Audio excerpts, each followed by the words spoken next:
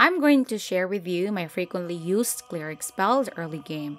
The ranking of these spells does not mean that they are powerful in Act 1, but rather in my playthrough in Act 1 of the game, I often use these spells. I will only be talking about spells, and this would not include cantrips, as they would be in another top video of mine. An important disclaimer here, I do not see myself as an expert in D&D, and I just simply love playing Baldur's Gate 3.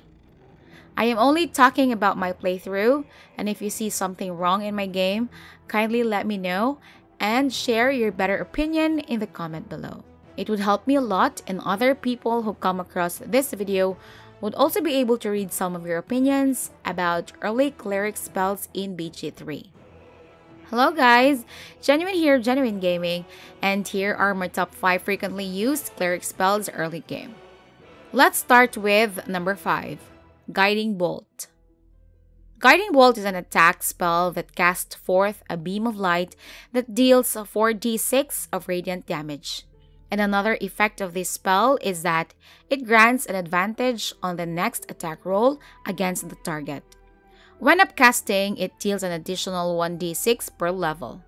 To hit your enemy, your attack roll plus wisdom modifier should be higher than your target's armor class or AC. In the early game, 4d6 is a decent amount of damage, and on top of that, even if Guiding Bolt hits your enemy, the next attack roll against the targeted enemy is an advantage, making it easier for them to get hit. Number 4, Command. Command forces a spell that forces the enemy to do your bidding if they fail a wisdom saving throw. You can command them to halt. This would prevent them from moving, taking actions, bonus actions, and reactions. Grovel. This would command the creature to fall prone on its own.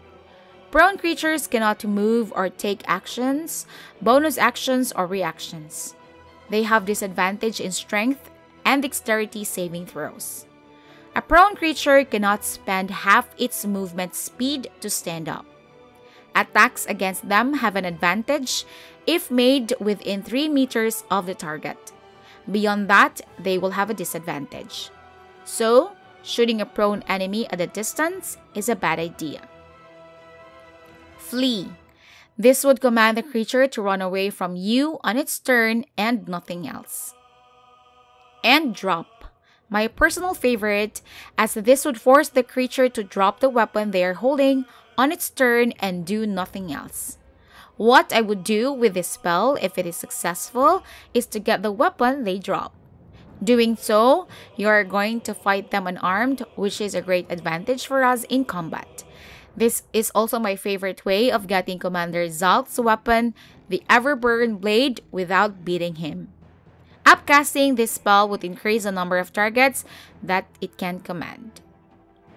Number 3, Spiritual Weapon. Spiritual Weapon allows the cleric to summon a floating, spectral weapon that attacks your enemies alongside you and their bonus action. They have 26 HP when summoned. They can last up to 10 turns if their HP is not reduced to 0. You can summon 6 types of weapons: Trident, Spear, Maul, Greatsword, Halberd, and Great Axe. Upon summoning this weapon, they also gain some special skills. Trident and Spear have Piercing Strike. Piercing Strike inflicts Gaping Wound on a failed Constitution save. When creatures have Gaping Wounds status, attacks against them deal an additional 2 piercing damage. The status can be removed when healed. Greatsword, Halberd, and Great Axe have Lacerate. Lacerate inflicts bleeding on enemies on a failed Constitution saving throw. Enemies with the bleeding status take 2 slashing damage at the start of each turn. They also have a disadvantage in their Constitution saving throws. Maul has Concussive Smash. Concussive Smash can daze an enemy on a failed Constitution save. Enemies with dazed status have disadvantage on Wisdom saving throws. They cannot take reactions, and they lose their dexterity bonus to their armor class. This is my favorite among the other spiritual weapons. What I like about this spell is that To cast this spell, you only need your bonus action. Clerics have few abilities that require a bonus action, which is why having spell that can cast during your bonus action is a plus. Since this spell lasts for 10 turns, it is as if the cleric has an extra attack if the spiritual weapon is active during combat. Number 2. Healing Word. Healing Word is a spell that heals 1d4 hit points to a target that you can see. 1d4 may sound too small and not worth spending a spell slot. The reason I often use this spell is that it is a bonus action. And as I mentioned before, clerics have few abilities that require a bonus action. I would rather use my cleric's bonus action than my dying monk's bonus action. Instead of my monk drinking a healing potion on their bonus action, I would rather use Flurry of Blows for my monk's bonus action and let my cleric heal my monk on my cleric's bonus action. Doing so, it utilizes both bonus actions. So as not to waste so many spell slots just for Healing Word, I only use it when my companions are really on the brink of being downed or when they are downed. I would rather use a short rest to heal up my dying comrades instead of spending several spell slots to prepare for another battle. Upcasting this spell would increase 1d4 HP per level. Number 1. Bless.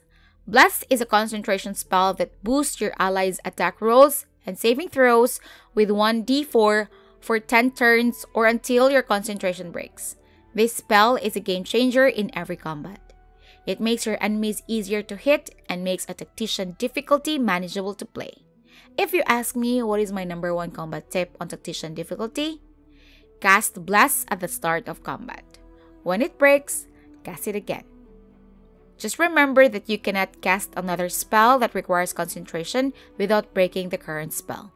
That is why some of the cleric spells were not able to get into the list because they are concentration spells, like Bane and Shield of Faith. You cannot cast those spells at the same time unless you have 2 clerics in your party. So those are the spells that made it to my top 5 frequently used cleric spells in Act 1.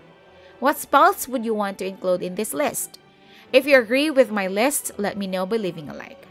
And for more Baldur's Gate 3 videos, subscribe to the channel. See you in the next video. Ciao!